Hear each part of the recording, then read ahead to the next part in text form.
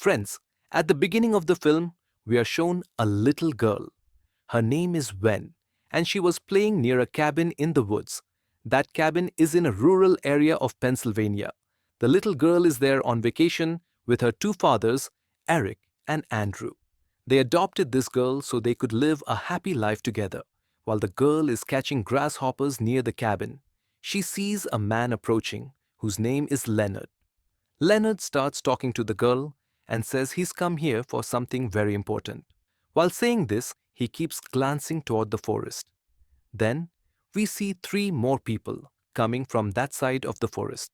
Those people are carrying weapons in their hands. Wen asks Leonard, "Are they with you?" And he replies, "Yes." Seeing the weapons, the little girl gets scared and runs toward the cabin. Both her fathers were sitting there. She tells them everything that happened.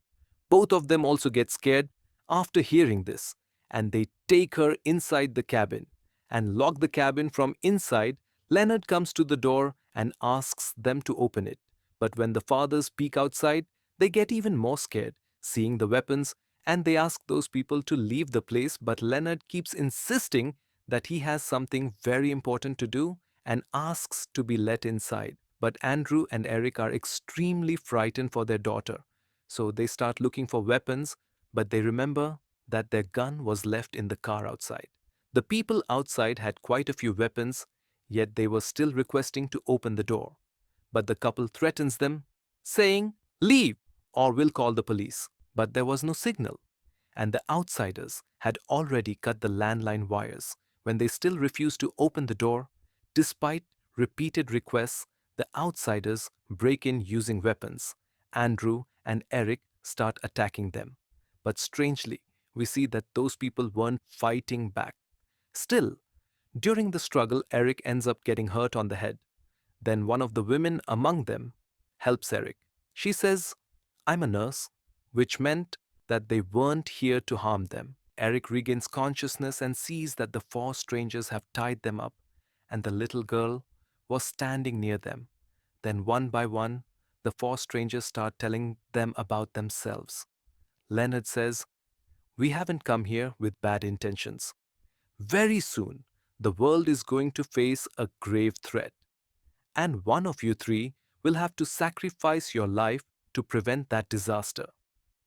Then the nurse comes forward and says that she has come from a very far place, and because of that, she had to spend all her savings. Leonard shares that he is a teacher and also owns a bar. The second man with Leonard, named Redmond, he says, "I work at a gas company. I wasn't a good person earlier, but now I'm trying my best to be better." Now, the girl who came with Leonard says, "I'm a chef at a hotel."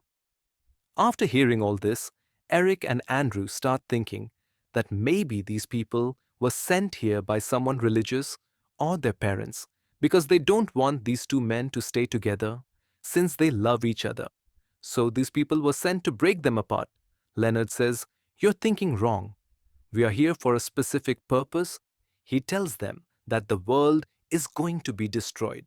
Massive earthquakes, pandemics, tsunamis, disasters like these will wipe out the world, but all of this can be prevented if one of you three sacrifices their life, and this decision must be made willingly by your own choice. No one can harm you without your consent, meaning no one is going to force you. Leonard says that the four of them didn't know each other before, but they all had the same kind of dreams, and they learned about each other through those very dreams. And yes, know one thing: if none of you three sacrifices your life, then all four of us will surely die. But after that, the entire world will also come to an end.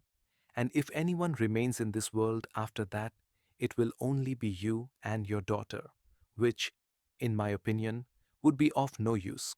Because with the world destroyed, even you'll die from hunger and thirst. But if you make the right decision now, the whole world can be saved. He says first, water will wreak havoc everywhere in the form of floods. Massive earthquakes will follow.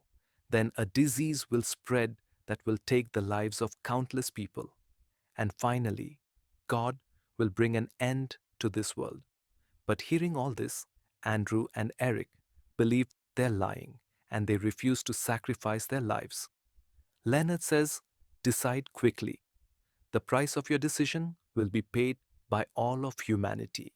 Then Redmond, who was Leonard's companion, steps forward in despair and covers his face with a white cloth. Just then, Eric sees a light shining behind him and starts crying upon seeing it. Meanwhile, Redmond says that he is giving up his life for humanity. After saying this, Leonard kills him with his weapon. Seeing this, Eric and Andrew get scared. Then we are shown a flashback where Eric and Andrew are happily going to adopt the child, and they were very happy that their family was now complete. Now we see Leonard showing them the TV, where news is flashing that multiple earthquakes are striking around the world. Cities and countries near the ocean are being destroyed by tsunamis and floods, and many people have lost their lives. Andrew still doesn't believe it, but Eric had started to believe it a little. Then another flashback is shown, where Eric and Andrew are enjoying happy moments in the car. With the little girl, the girl had also started to see them both as her parents, and these people had come to this cabin in Pennsylvania, away from the world, to enjoy a vacation, but they had no idea this would be their last trip together.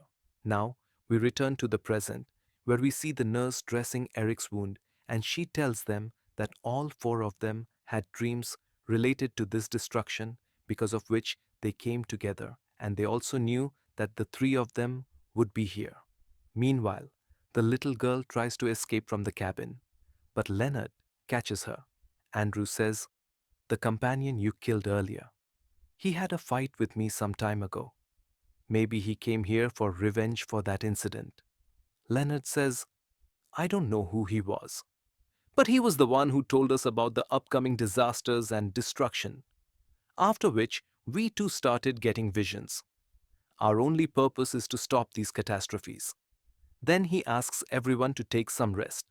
The woman, who was a chef, cooks food and feeds the little girl. But the clever little girl secretly hands a knife to one of her dads, and she distracts everyone's attention. Now, the chef lady says, it's time for the second catastrophe. Please believe what we're saying even now. But both of them still refuse to believe it. A little later, that lady agrees to sacrifice herself, and she is killed, which clearly meant that her family was already gone, and she no longer wanted to stay alive. The others take her body outside. After that, they switch on the TV again, where it is reported that a massive epidemic has broken out, and many lives have already been lost. Another one of their visions was coming true. Andrew says this is all old news. How could you people have predicted the news that's playing right now? You all are lying. But Eric starts believing them now, because when he saw the first man dying, he felt a strange flash of light, as if a divine power was behind them.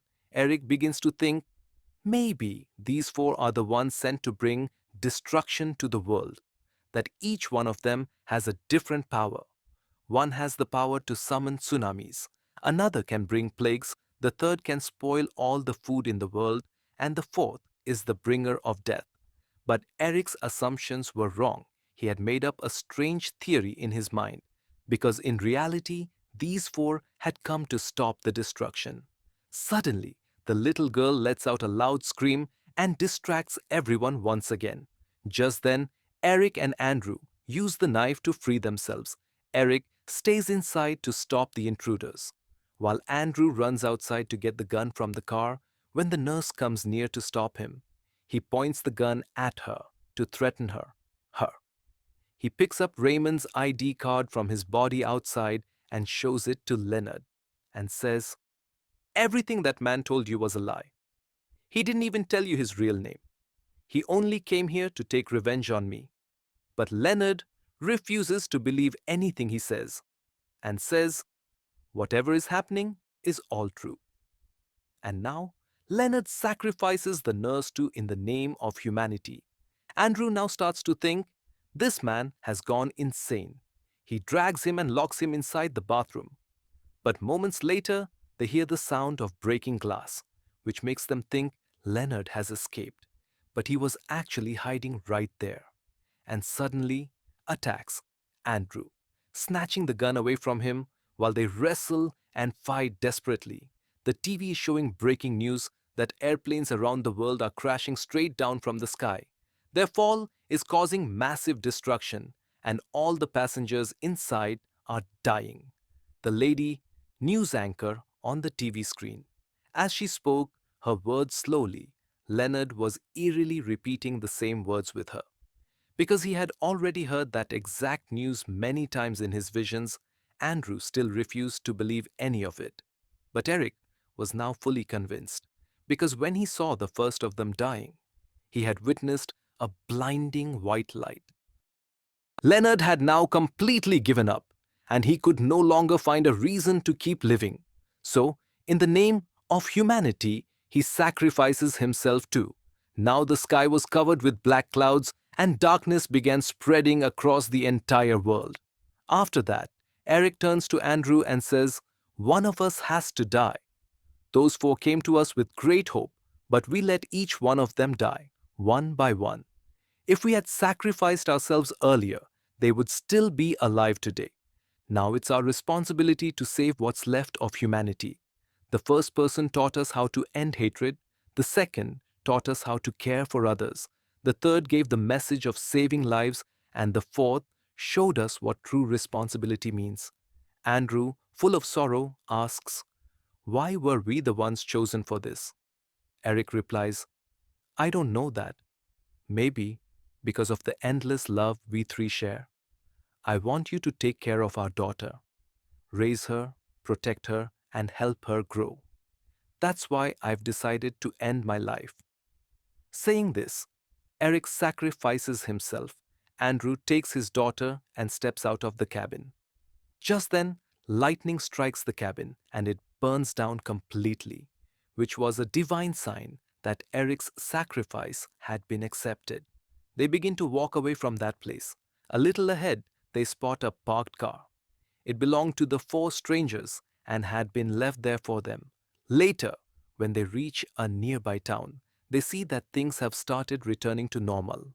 The news reports that all the destruction has suddenly stopped.